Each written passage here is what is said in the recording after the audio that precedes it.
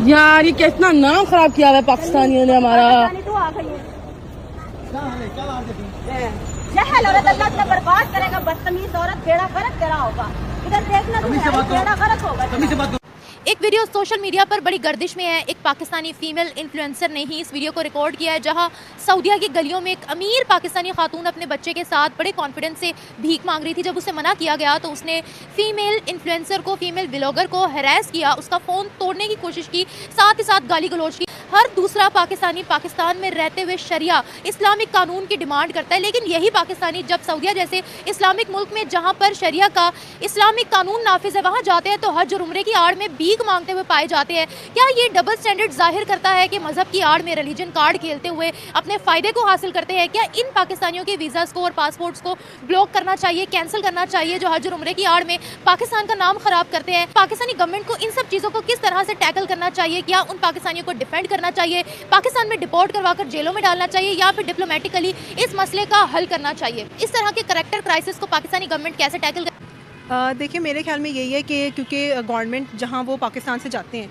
यहीं पे वो काफ़ी पॉवर्टी इश्यूज़ फेस करते हैं, और जहाँ तक मेरा ख्याल है कि अगर फिर वीज़ा लगवाने के पैसे कैसे आ जाते हैं? अगर पॉवर्टी फेस करते हैं तो वीज़े के पैसे कहाँ से आए?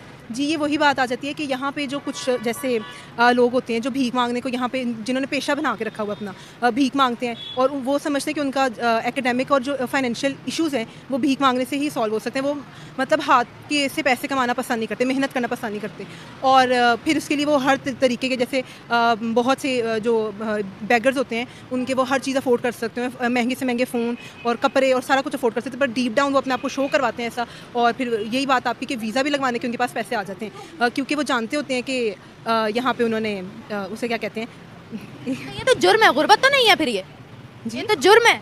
हाँ जी, तो ये गवर्नमेंट को स्टेप्स लेने चाहिए ताकि वो इसको एरेडिकेट कर सके। गवर्नमेंट ने तो स्टेप्स लिए हैं, एफआईए ने बहुत से भिखारियों के ग्रुप भी पकड़े हैं, एयरपोर्ट तक से गिरफ्तार करके उनको लेकर आए हैं।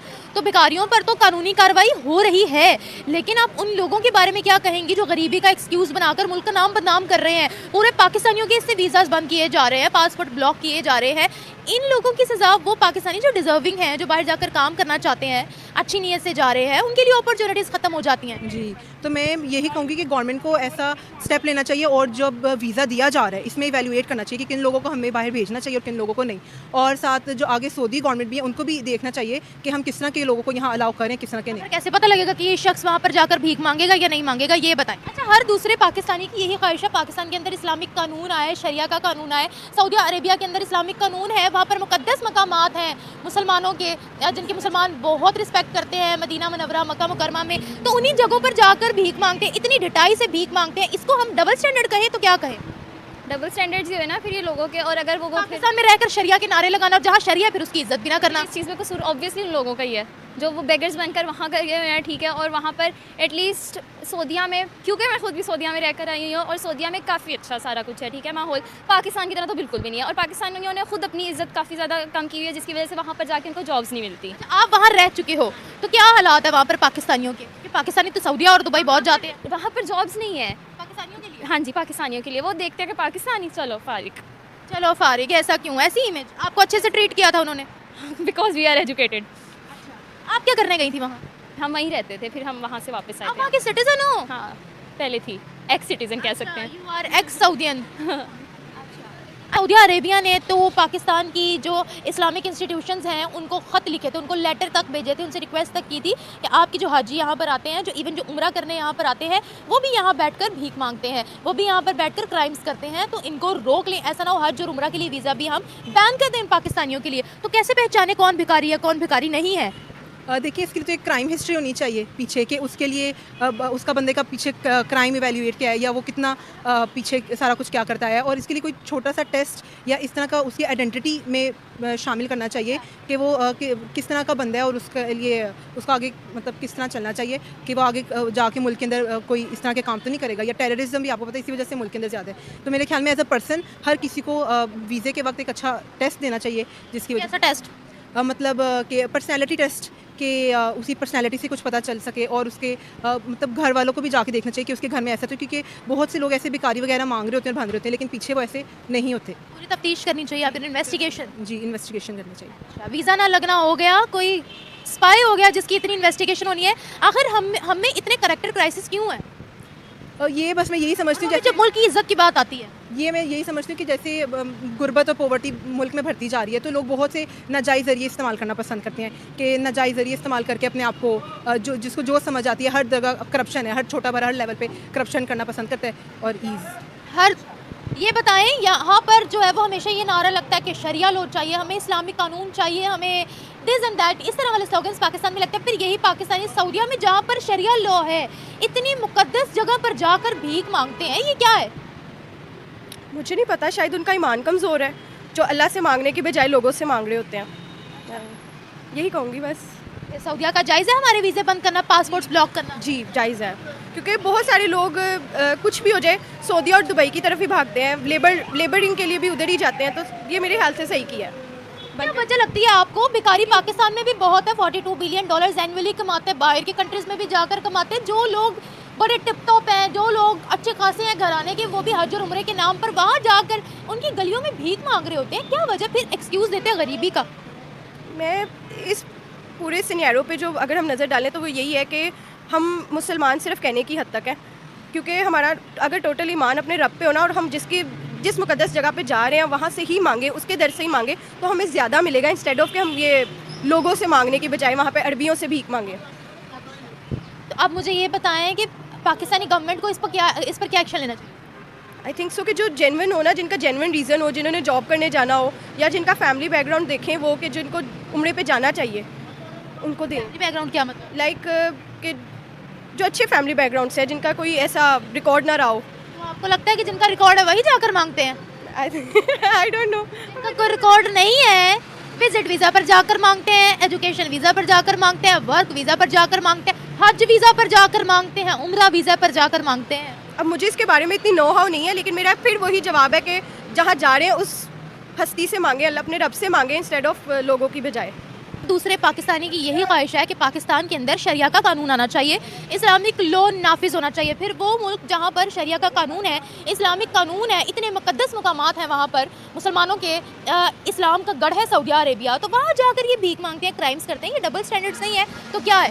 हाँ जी बिल्कुल, ये माशरे के डबल स्टैंडर्ड्स हैं, इनमें अब हम क्या बात कर सकते हैं? ये तो हमारी मतलब गवर्नमेंट को ही चाहिए इनको रेडिकेट करें और इसका मतलब अच्छे से मेरा सवाल ये था कि यहाँ पर शरिया की डिमांड करने वाले उस मुल्क में जब जाते हैं जहाँ शरिया का कानून है, तो वहाँ जाकर उसकी भी लाज नहीं रखते। हाँ, मे भी हमारा एजुकेशनल सिस्टम इस चीज़ का कसूरवार है। अच्छा, एजुकेशनल सिस्टम हमें भीख मांगना सिखाता है, कटोरा पकड़ना सिखाता है। एजुकेशन हमारी इतनी महंगी हो चुकी है कि हर कोई अमीर नहीं होता, पहली बात ये, ठीक है। और जो गरीब लोग होते हैं वो हर चीज़ को अफोर्ड नहीं कर सकते, इसलिए वो अपने बच्चों को काम पे डाल देते हैं या मांगना सिखा देते हैं। हाँ ठीक है, उसमें उन लोगों की भी गलती होती है कि वो अपने बच्चों के लिए इतनी एफर्ट्स नहीं करते, लेकिन क्योंकि वो कर ही नहीं सकते, पहली बात ये। आप कह रहे हो कि ये जो भीख मांगते हैं ये अनपढ़ लोग हैं? मे बी मोस्टली यही है, लेकिन सऊदीया का तो ये कहना है कि हर कैटेगरी का वीज़ा पाकिस्तानियों के पास, अगर वर्क वीज़ा है, अगर एजुकेशनल वीज़ा है, विजिट वीज़ा है, हज का वीज़ा, उम्रे का वीज़ा, वो सारे बैठकर मांगते हैं। लोगों को मिले।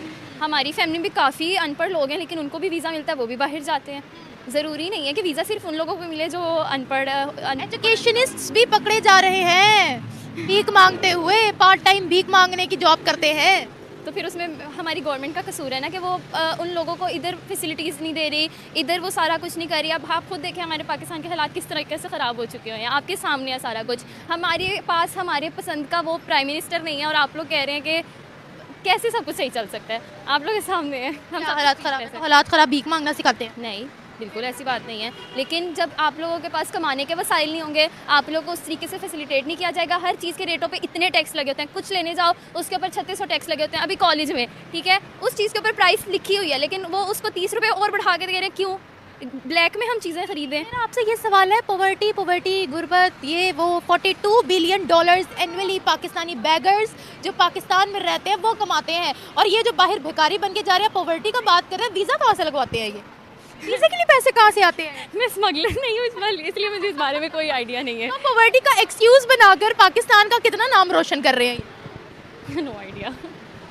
इनकी इसकी वजह से बाकी के पाकिस्तानियों के वीज़ाज बैन हो जाते हैं, उनके लिए अपॉर्चुनिटीज़ खत्म हो जाती है, तो इनडायरेक्टली नुकसान तो पाकिस्तान का ही हो रहा है। तो फिर इस चीज़ में तो कसूर उन्हीं का है, क्योंकि ना हमारे पाकिस्तान वाले उनका वो करते हैं, ठीक है, एहसास करते हैं, ना ही हमारे पाकिस्तान वाले, ना तो वो बेगर्स हमारा एहसास करते हैं। मतलब कोई भी किसी का एहसास नहीं कर रहा और जिसके दिल में जो आ रहा है वो करी जा रहा है, तो कसूर दोनों तरफ से है। अच्छा, मैं आपसे यहाँ पर ये पूछना चाहती हूँ कि गवर्नमेंट को इन पर क्या एक्शन लेना चाहिए। गवर्नमेंट के पास रेमिटेंसेज आते हैं ओवरसीज पाकिस्तानी के, लेकिन वहाँ से सारों को यहाँ पर लाकर अच्छी चीज़ जॉब्स दे, जो जिस चीज़ के ऊपर वो रिलाई करता है उसको वो चीज़ दे, और अगर नहीं दी जा रही तो फिर एटलीस्ट उनका वो जेलों में डालना नहीं चाहिए। इतना जुर्म करने के बाद सजा नहीं मिलनी चाहिए। डिटेट किया जाए ताकि अगर तब वो ये सारे काम करें तो फिर उनको उसको सजा देनी चाहिए। आई डोंट थिंक इसमें कितना ठीक है, लेकिन मेरे अकॉर्डिंग इसी तरह होना चाहिए। अच्छा, आप एक मिनट अपना रिलीजन का नाम और मुसलमानों का नाम कितना ख़राब होता है? बहुत ज़्यादा, क्योंकि एक वो भी इस्लामिक कंट्री है जिसमें जा रहे हैं, मूव हो रहे हैं, और पाकिस्तान भी इस्लामिक कंट्री है, वो एज इस्लाम को वहाँ जाके रिप्रेजेंट कर रहे हैं। और इसमें सारी वही ना, मुल्क के अंदर कॉन्स्टिट्यूशन के अंदर जैसे इस्लाम को बहुत ऊपर रखा गया, इस्लामिक पब्लिक ऑफ पाकिस्तान के नाम पे ये मुल्क बना गया है। लेकिन जब वो इस तरह से करते हैं तो वहाँ वो दोनों के आपस में जो रिलेशन होते हैं वो भी कंट्रीज़ के ख़राब होने। क्या समझे कि फिर इस्लाम को यहाँ पर कंफर्ट जोन के मुताबिक इस्तेमाल किया जाता है? जी ऐसा ही है, बस रिलीजन कार्ड खेला जाता है सर। जी, नाम के मुसलमान है लेकिन हकीकत में कुछ और होते हैं। जो ओवरसीज़ पाकिस्तानी हैं वो क्या पाकिस्तान के लिए मजीद एक एसेट रह गए हैं? पाकिस्तान का एक ख़जाना रह गए हैं? नहीं, मेरा नहीं ख्याल, कुछ होते भी होंगे, लेकिन ज़्यादातर वो वहाँ जाके वहीं की स्टैंडर्ड लाइफ को पसंद करते हैं, वहीं के स्टैंडर्डाइज करते हैं माहौल को, पाकिस्तान को बैक डाउन करते हैं, या इस आंख से देखते हैं कि हमें पाकिस्तान पसंद नहीं, वहाँ की स्टैंडर्ड लिविंग उनको ज़्यादा पसंद आती है। अगर हम बात करें गवर्नमेंट रेमिटेंसेस कलेक्ट करने के अलावा इन पाकिस्तानियों पे क्या कड़े एक्शन ले पाएगी?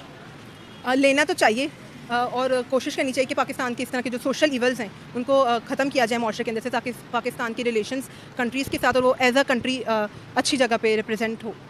इतनी कंट्रीज हैं दुनिया में भरी पड़ी हैं जिसमें गेट आउट पाकिस्तानीज़ के ट्रेंड लग रहे हैं, जस्ट बिकॉज वो कहते हैं कि इनका भिखारीपन ख़त्म ही नहीं हो रहा। हमारी कौम के लोगों ने पाकिस्तान का नाम खुद खराब किया, खुद बाहर जाके हाथ फैलाती है। अच्छा, इस यही वजह है। वो तो हमारी बुक्स में वो तो गवर्नमेंट कहती है ना कि हमें लोन चाहिए, पाकिस्तान पर कर्जा इतने, पाकिस्तान की डेवलपमेंट के लिए लोन चाहिए, वो तो ये कहते हैं।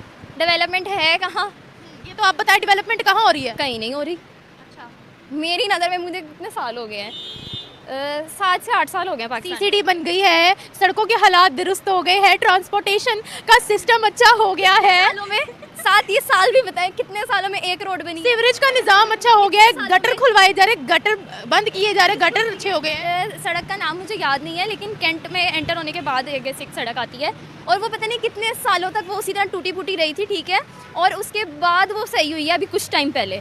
कितने सालों के बाद ये लगा रहा है, गवर्नमेंट के पास है सब कुछ, वो नहीं लगा रही, गवर्नमेंट का कसूर। आपको क्या लगता है वैसे एनुअली हमारे मुल्क से लाखों की तादाद में लोग बाहर निकल जाते हैं, चले जाते हैं बाहर? इतनी वो है ही नहीं, मैं अभी भी बार बार कह रही हूँ, फैसिलिटेट नहीं कर रहे हमारे गवर्नमेंट हमें, तो ऑब्वियसली सब बाहर जाएंगे। खर्चे इतने ज़्यादा हैं और सैलरीज उस हिसाब से नहीं मिल रही हमें। अच्छा चलिए, अब ये बताएं, खर्चे उस हिसाब से तो है और सैलरीज भी नहीं है। एक आम पर्सन की 25 से 30 हज़ार की सैलरी है, लेकिन मेरा आपसे यहाँ पर ये सवाल है, एक बंदा जो लाखों रुपया खर्च करके हज करने जा रहा है, उसका क्या तुक बनता है वहाँ बैठ कर भीख मांगे? नहीं बनता, उसको तो जेल में डालना चाहिए। जेल में डालना चाहिए ना। हाँ। और एक बंदा जो एजुकेशन वीज़ा पर गया है, वो पार्ट टाइम भीख मांग रहा है, उसका क्या करें? वो भी जेल में डालना चाहिए ऑब्वियसली, कि वो ये हरकत कर रहा है। तो एक बंदा विजिट वीज़ा पर गया, वो वहाँ पर बैठकर भीख मांगिए, वो सऊदीया के से भी छितर खाए, वो पाकिस्तान से भी आगे छितर खाए, और नहीं कुछ हो सकता। उनको ये डोज मिलना ज़रूरी है, आप कह रहे हैं? हाँ। आपको लगता है ओवरसीज़ पाकिस्तानी पाकिस्तान का नाम रोशन कर रहे हैं, हमारे लिए एक एसेट रह गए हैं? अगर ये बेगर्स की बात कर रही हैं तो फिर बिल्कुल नहीं, वो तो नाम ख़राब कर रहे हैं। अगर उन एजुकेटेड लोगों की बात कर रहे हैं, ठीक है, जो उस तरीके से आ रहे हैं, मतलब जो एजुकेटेड लोग हैं, जो सऊदीया में जाकर नाम वाकई रोशन कर रहे हैं, जो कंपनीज़ में वाकई काम कर रहे हैं, कुछ कर रहे हैं, वो